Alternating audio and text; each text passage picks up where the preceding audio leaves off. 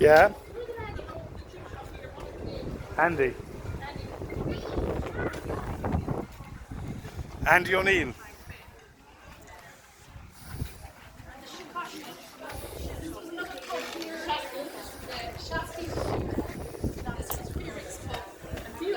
That's where the church was. And then Biddy Carney's in after that. Yeah. And I wonder what kind of shape was on it. There's a photograph. Is there? Yeah. Sides taken from up the street. Oh, this. Oh, yeah. This is. Oh, it is here on this.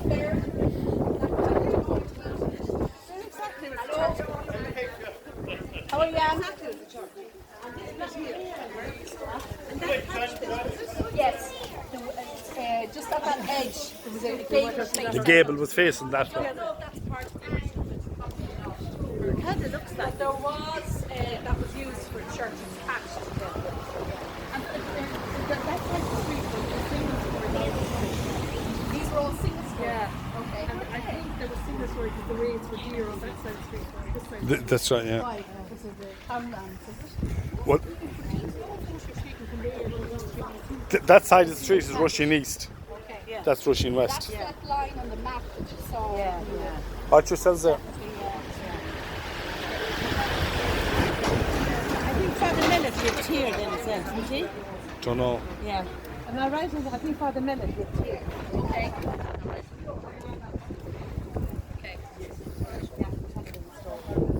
It is an opportunity. You should get And the housekeeper, it seems, didn't like the idea of having to clean this chicken and goose, whatever, so she used to shoo the chicken off down the road and the police would come back and disappear. Someone else would be glad to get it. You know the house back road, the broken house, down back boys up the road. Yeah. Went to the priest there, here. I never heard them here. No. You might be telling me that now that she's Yeah. I'll find out from Joanna now. Fair Hill House Watch where till that. James Fair, this landlord that the village might have been called after. Yes. This is where he lived. Some of his the Fairs went to Butte, Montana, and made a fortune. Mind you, it has never come back here, I don't think. In the silver mines in Butte, Montana. And there was Kynes that owned that when they bought the Titanic tickets. That's right. Yeah. Joseph. Your grandfather, Walter Nally, who was a tenor, sold Mount Gable House in 1922. 1922. Well, John A. Joyce owned it before my father. And the picture that you see of the village. Yes. And Chan's ancestors, yeah. Yes, yeah, as it turned out, yeah. And then we married back into it again. We got it back. They kept the continuity going, essentially. This was a hotel, and there's a couple of black and white photographs, which are the Lawrence collection and I think the Robert Welch collection, okay? And one of them shows a jaunting car setting off from here with tourists, so it was a hotel. It was actually sold as a hotel in that period. Ye also had a shop here, didn't you? Yeah. Did, yeah. What did you say? 2 steps down the Everest place was called. Yeah. 2 steps down right to us. Tina. Yeah. Were there any shops further up? Where Noreen Kynes is, there was a Kinna shop there, Blowick's. Oh, no. And that would have. Hey, do you remember a bakery up there? No. No. Your dad remembered it? That was up at Robert Joyce. Yeah. Yeah. Yeah. The roof was off. Yeah, yeah, the wall is still there. But and then where was the butcher? There was Was there a butcher here? Oh, they Loftus. John Loftus. James Kaiser or that's right. Okay. And was there anything in Mary Teresa Brooks' house? There was a brilliant man, an insurance agent at one time, and there was Walgreens next door. Okay.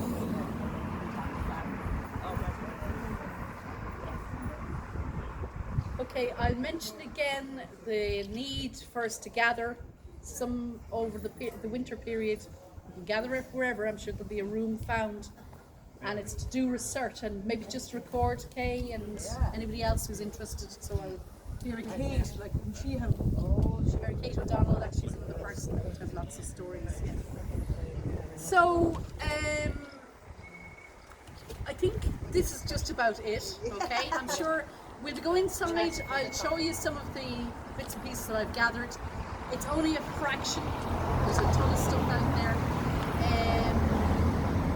But I want to thank you for your interest.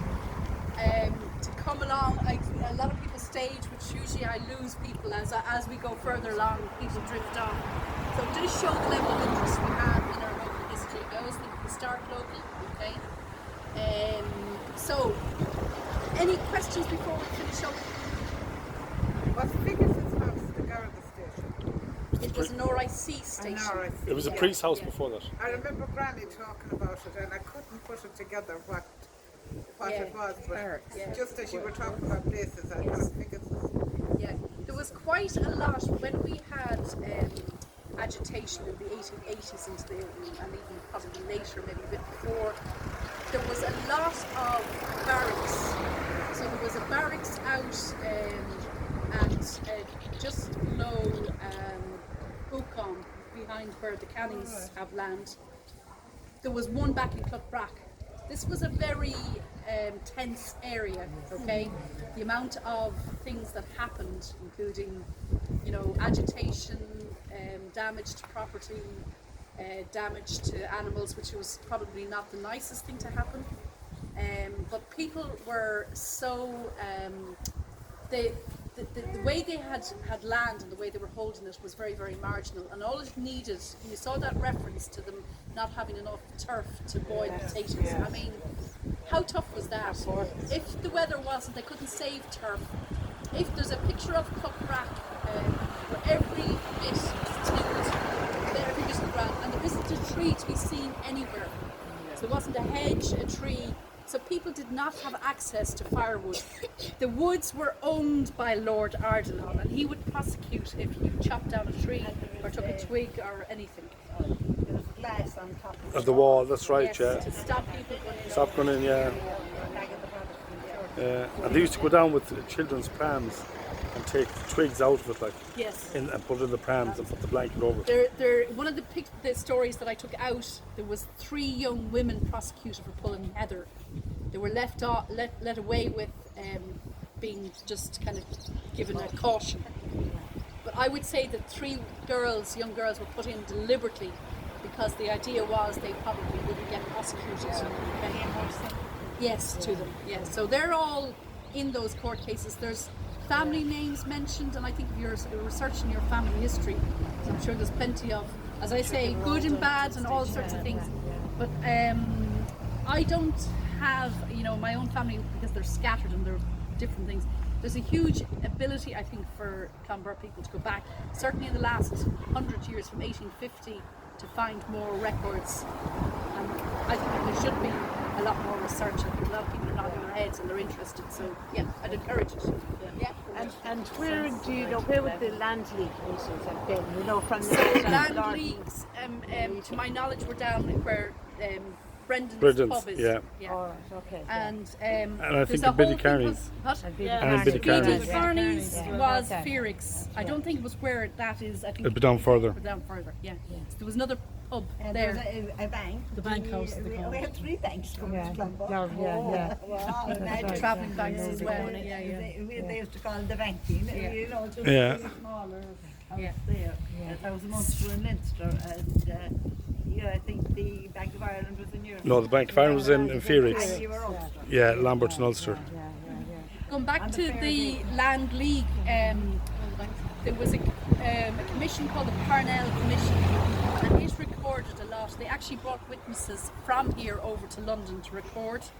they wanted to investigate a lot of these murders that were happening of land agents and so on being killed, and they were trying to get to the bottom of them. And boycott. Well, boycott story is also here, but they actually drew lots, and one of the lynches was supposed to be shot, and I think they ended up choosing Mount Morris because the Lynch Did they pull straws? Yes, they did. Yeah, they pulled straws. So Lynch's straw was actually drawn, but he, again, because he was Catholic landlord, he had, and also he was relatively benevolent to his tenants. They decided to change their minds, and as far as I know, it became Mount Morris, which They is unfortunate for redraw him. or just pick them? Yeah. I think they might have picked him. Yeah. So you keep picking lots until you get The whole thing Democracy about the at land work. agents, one of the things to remember, while the landlords have a relatively poor reputation in other places, the population around Clonbur did not decrease too much during the famine. So we think that the various works, the improvement of the Catholic Church, the building of All Saints, the building of the oratory at Petersburg, all of which are around the 1846 to 1848 period, and that's what kept people literally with food and a means to survive through the famine period. So Sinead, I hope my missing notes weren't too obvious, but as I say, I was panicking a bit 2 hours ago. Well done, Trish. Well done. Thank you.